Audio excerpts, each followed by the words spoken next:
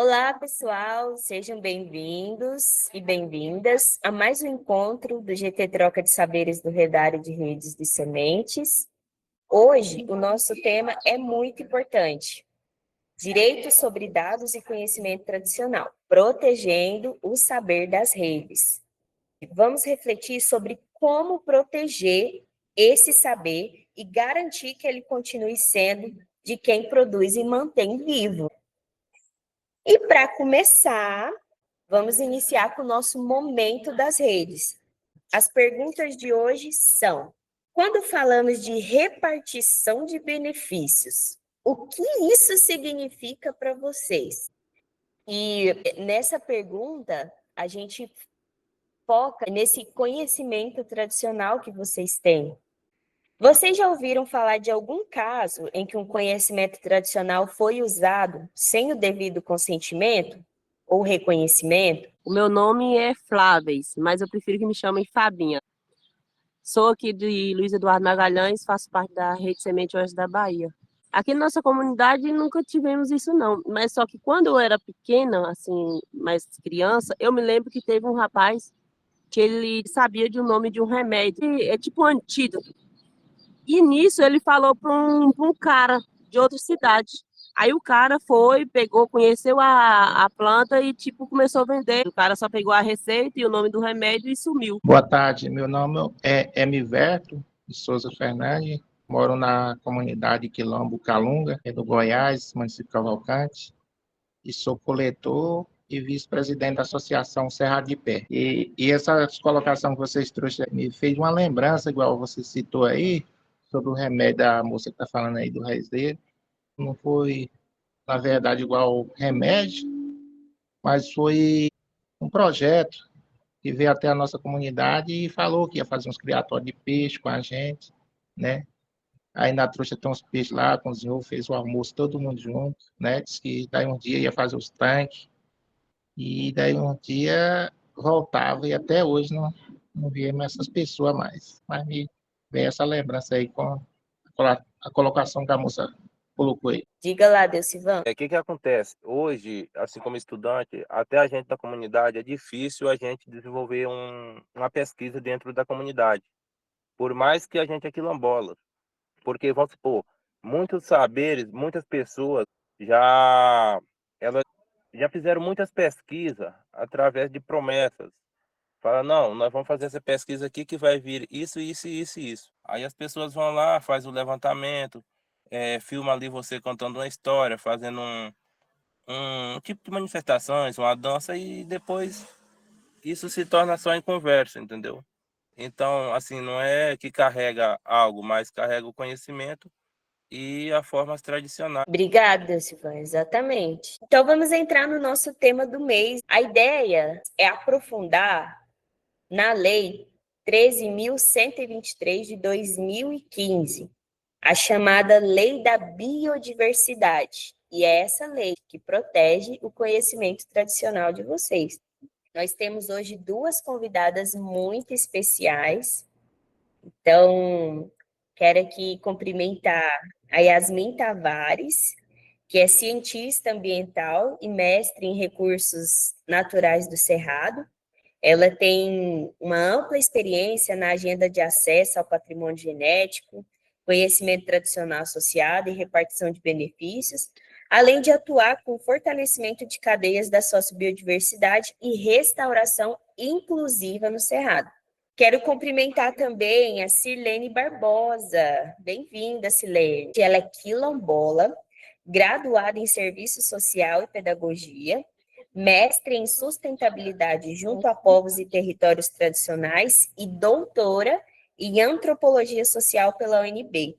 Atua com povos e comunidades tradicionais, com foco em educação diferenciada, políticas públicas e conservação ambiental. A Yasmin vai nos explicar mais sobre essa lei da biodiversidade e logo em seguida a gente vai ter um bate-papo com a Sirlene para entender mais sobre casos práticos sobre esse tema. Então, Yasmin, eu quero passar a palavra para você agora. Oi, gente, boa tarde. Fico muito feliz da gente ter essa oportunidade. Acho que é um tema muito importante, né, para as coletoras e coletores de sementes. Então, esse assunto do patrimônio genético, conhecimento tradicional associado e repartição de benefícios, é para a gente pensar junto, né? Porque pensando no cenário da coleta de sementes nativas, existem vários conhecimentos tradicionais associados às espécies que vocês coletam. Essas sementes, elas podem ser utilizadas para tantas finalidades, pode ser utilizada para fazer remédio, para fazer cosmético. Então, é esse conhecimento na legislação que a gente chama de conhecimento tradicional associado, né, associado a uma espécie nativa, associado à biodiversidade brasileira. Na legislação, a gente está falando de uma informação de uma substância que existe dentro da planta e que pode possibilitar várias coisas, né, vários remédios, vários medicamentos, vários cosméticos e, claro, gerar renda, né, para grandes empresas, gerar lucro para grandes empresas. Então, conhecimento tradicional, de uma forma geral, pode ser muita coisa.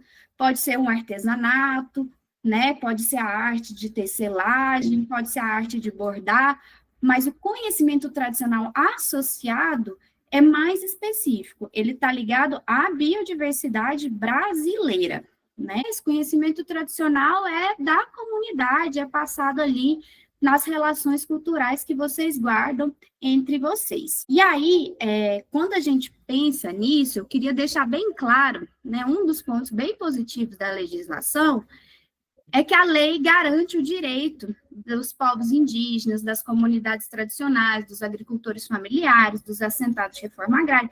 Todas essas comunidades, elas têm o direito de comercializar os produtos que são da biodiversidade brasileira livremente.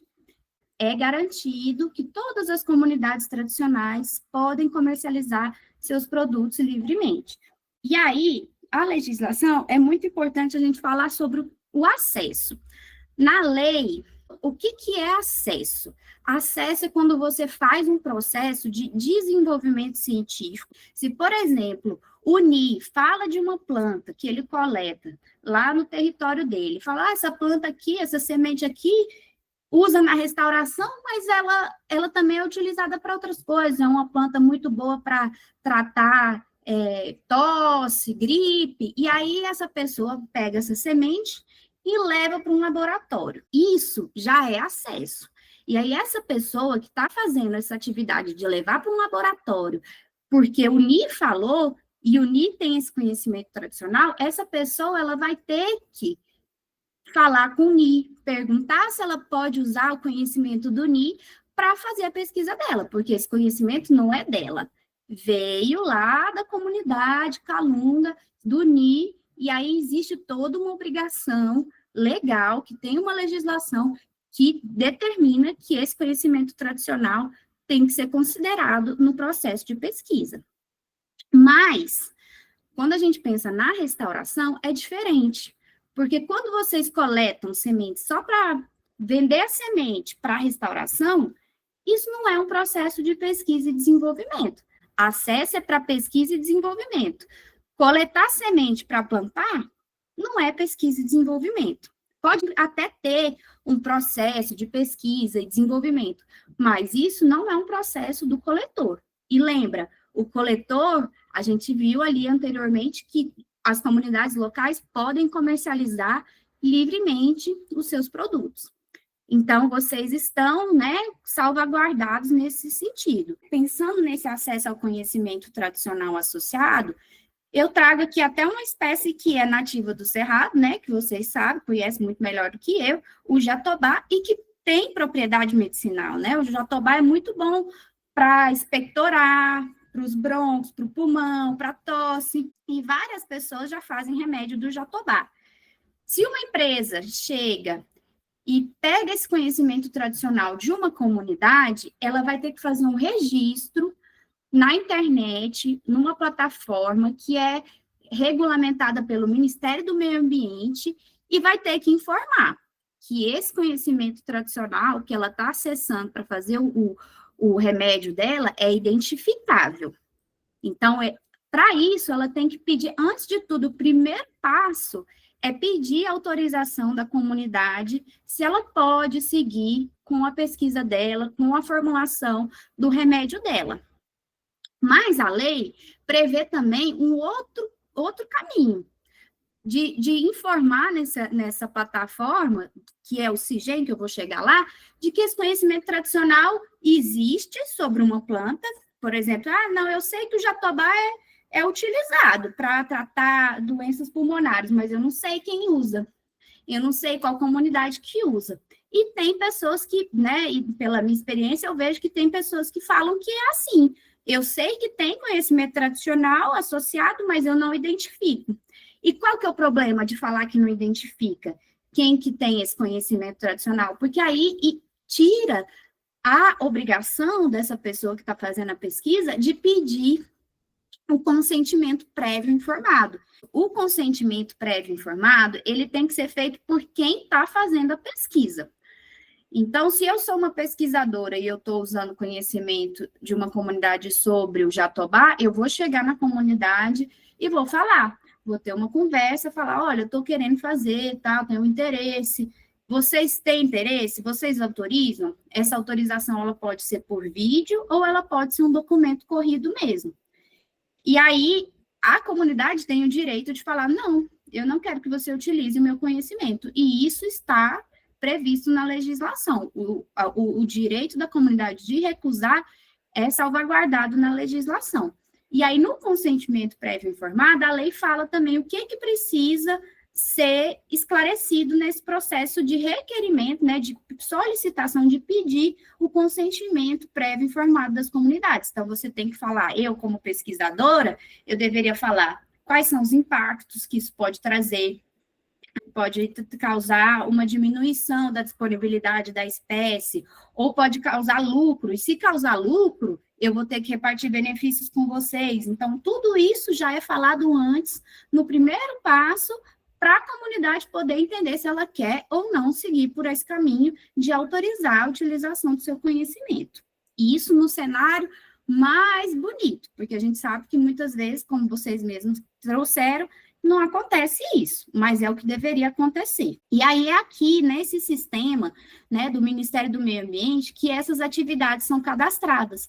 Então, eu cadastro o que eu estou fazendo com a pesquisa, eu cadastro o meu consentimento prévio, eu mostro para o Ministério do Meio Ambiente o que eu estou fazendo com aquelas espécies, e eles podem, inclusive, verificar se aquilo ali está sendo feito de forma correta ou não. Isso é responsabilidade do Ministério do Meio Ambiente. E como que acontece essa repartição de benefícios? A repartição de benefícios, ela vai sempre incidir, ela vai sempre estar relacionada ao produto final. Então, por exemplo, beleza, acessei conhecimento tradicional associado sobre o jatobá, consegui desenvolver meu produto e vou disponibilizar meu produto no mercado. Eu vou repartir benefícios? Sim, e eu vou repartir benefícios com a comunidade que me possibilitou conhecimento tradicional associado. E aí a gente chama essa repartição de benefícios de não monetária. Mas se eu tivesse trabalhado só com a espécie, por exemplo, aqui no fundo eu tenho um chapéu de couro, eu posso falar que eu estou acessando só a planta, que eu não estou vinculada a nenhum conhecimento tradicional. Aí, nesse caso, eu posso escolher repartir benefícios de forma monetária, que é dinheiro, que vai direto para um fundo do Ministério do Meio Ambiente, ou não monetária. Quando a gente fala não monetária, é também envolvido dinheiro, mas isso é de forma diferente, não é dinheiro direto. Ele passa por um projeto e tal, então o dinheiro ele é destinado a um projeto. Tudo isso é decidido com a comunidade que é provedora. E aí, gente, antes de voltar, eu vou só finalizar dizendo que a repartição de benefícios, ela não ocorre em todos os casos.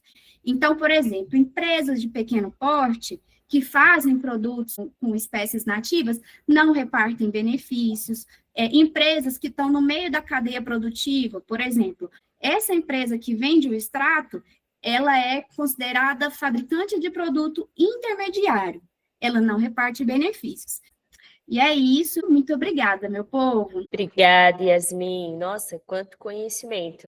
Aí eu tenho duas perguntas, Yasmin. O que fazer quando chegarem querendo acessar as nossas informações de conhecimento tradicional? Como a gente reage nesse momento? Então, aí nesse momento é falar que você tem o conhecimento da legislação e que você só vai autorizar se existir um processo formal de consentimento prévio informado. Perfeito, Yasmin. E aí uma segunda pergunta é assim, tá, beleza. Mas o que que eu posso fazer depois que eu já cedi o meu conhecimento e não tive o reconhecimento? Então, o que você pode fazer é entrar em contato com o Departamento de Patrimônio Genético do Ministério do Meio Ambiente e fazer uma denúncia, enquanto guardião. E no CIGEM tem até um módulo lá de denúncia. Então, qualquer pessoa pode denunciar casos de biopirataria relacionados a acesso a patrimônio genético e conhecimento tradicional associado. Beleza. Vamos seguir porque o assunto não para por aqui. E agora vamos para o nosso bate-papo com a Sirlene, porque ela vai trazer alguns casos práticos de como isso aconteceu e alguns exemplos, né? Então, Sirlene, seja bem-vinda. Está com a palavra, querida. Boa tarde, pessoal. É mais um bate-papo para a gente entender melhor, né, na prática, em tudo que a Yasmin falou, né? Quando a Milene ela abre com uma pergunta, né, se vocês têm esse conhecimento sobre a repartição de benefício, ficou bem claro, né, que está um pouco meio que vago, a gente não sabe o que é de fato, né? A gente só entende mesmo a palavra benefício, mas de que tipo que esse benefício é de fato e como ele chega às nossas comunidades, a gente não tem esse conhecimento. Por quê? Eu sendo quilombola, eu tenho uma concepção que tudo que nos favorece, de certa forma, essas estruturas de poderes, muita gente usa de má fé, e aí eles escondem essas informações para a gente. Então, já foi falado que muitas empresas, pesquisadores, eles aprendem com os povos, né? Vocês mesmos já falaram, né? O pessoal aí do Calunga, que muitas pessoas chegam na comunidade com um papinho mole, com a sacola de boas intenções, né? Falando mole, conversando, tentando convencer a comunidade, né, que está pensando em escrever um projeto, né, projeto de caixa d'água, projeto de horta, projeto disso, mas fica o dia inteiro dentro da comunidade só reparando o passo a passo. Ah, isso aqui é o quê? Né? E assim vai coletando todas as informações da comunidade e vocês nem percebem. Nós, como comunidades tradicionais, a gente não percebe. E a gente cai no conto do vigário quando a gente vê tá, o nosso conhecimento, a pessoa vendendo, transformando em cosméticos, e a gente fica, mais uma vez, sem a nossa devida valorização, né? E essas empresas, elas buscam esses conhecimentos aonde? No nosso conhecimento, né? Então, quando a empresa ela usa o conhecimento ou o recurso natural de uma comunidade, ela deve repartir os benefícios. E esse direito é garantido pela Lei 13.123. Um caso prático que é bem conhecido é o Natura, né? A Natura, que ela utiliza vários elementos da natureza, né? E aí, ela, ao utilizar esses conhecimentos, ela usa esses recursos e aí ela faz esse acordo de repartição de benefício para a comunidade no qual é detentora desses conhecimentos. Aí, outro exemplo prático que eu tenho para trazer para vocês é sobre a minha comunidade. Né? A minha comunidade, eu fiz minha dissertação de mestrado sobre os conhecimentos tradicionais das mulheres quilombolas do Puri. E nessa dissertação, eu faço uma lista de conhecimentos.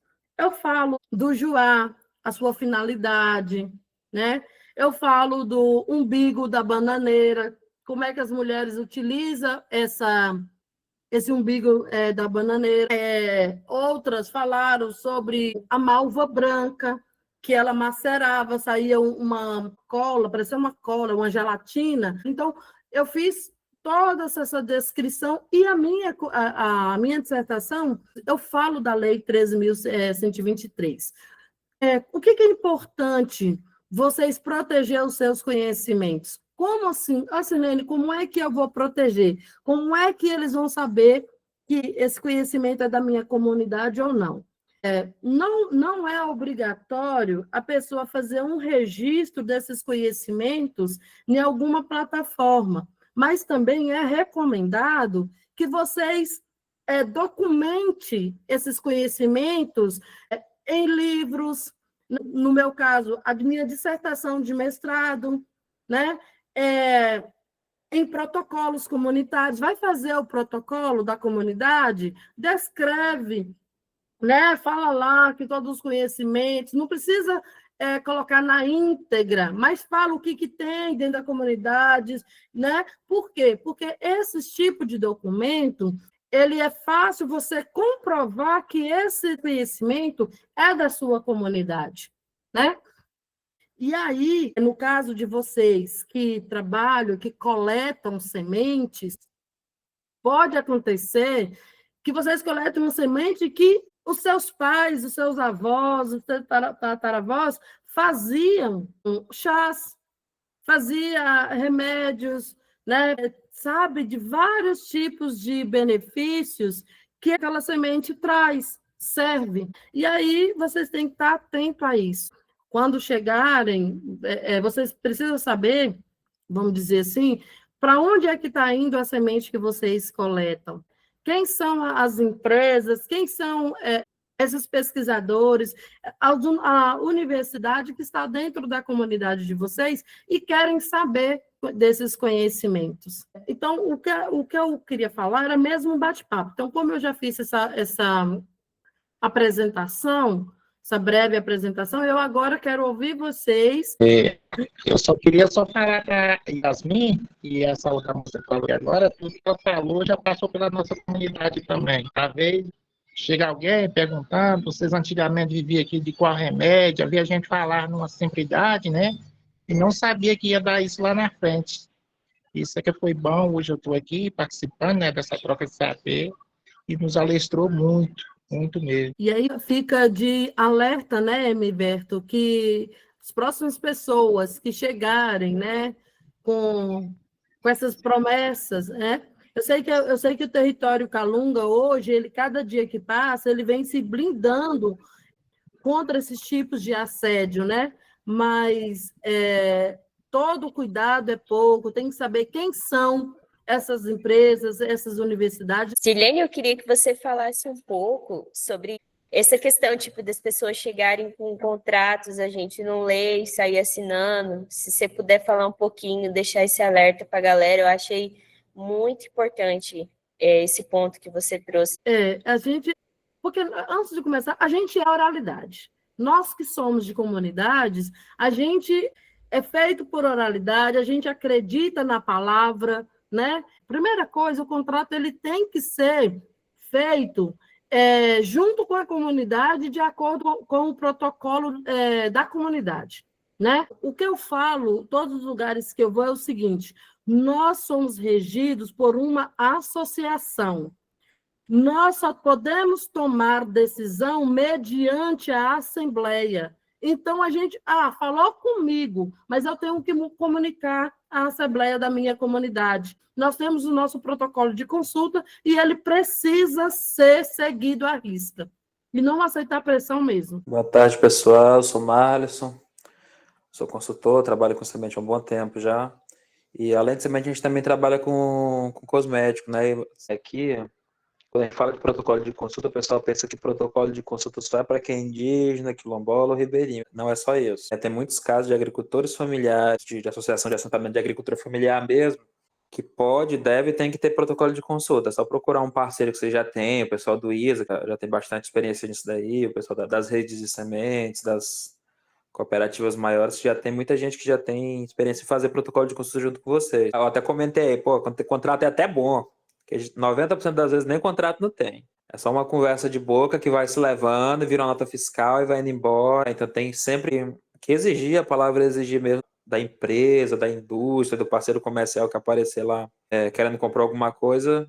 E outra coisa que é muito importante é isso, é fazer os protocolos de consulta. E a gente, como Redário, também está aqui, disponível para ajudar nesse processo.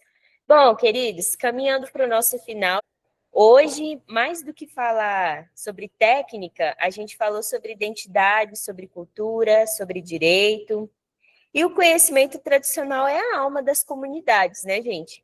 É aquele que dá sentido ao trabalho coletivo, à partilha e ao cuidado com a natureza. A lei é uma ferramenta, mas a força vem das comunidades. Eu agradeço a cada um e a cada uma que compartilhou experiência, relatos. Muito obrigada, querida Yasmin, Sirlene, por trazer conhecimento e exemplos tão inspiradores. Foi maravilhoso ter vocês aqui. Mas antes de encerrar, quero deixar um convite mais que especial para nosso próximo encontro do Troca de Saberes, que vai acontecer dia 26 de novembro, dedicado ao repasse da COP. Até lá, sigamos semeando conhecimento, confiança e cuidado. Um beijo. Tchau, tchau.